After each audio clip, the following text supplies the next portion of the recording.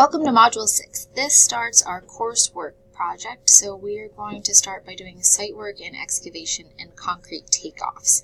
This little video is just to help you walk through the project and make sure that you're completing it to the expectations that are in the course.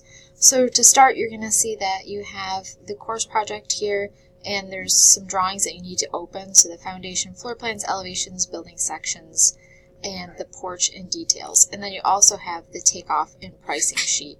So this is a PDF, and this is how you should lay out all your takeoffs and pricing.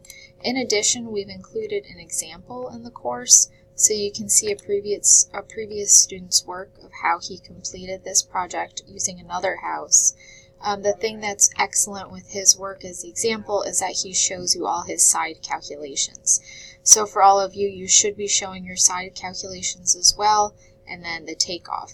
You can use the book as a reference for the takeoffs as well. Please make sure that you create a separate line item for each of the materials listed above in the assembly.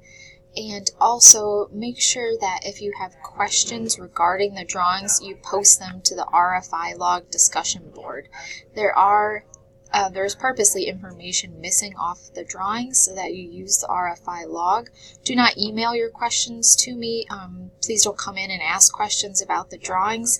You must post them to the log so that everyone can see the question and that everyone gets the answer. So this is just like the real world. You would submit a request for information and then you would wait for it to be answered. Please make sure that you allow enough time for the response. So you should be looking at these drawings early and often. It will take at least 48 hours to respond to your request for information.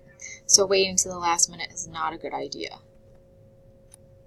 So please make sure that you review all the drawings early on and that you review the example so you can start to create your takeoff sheet.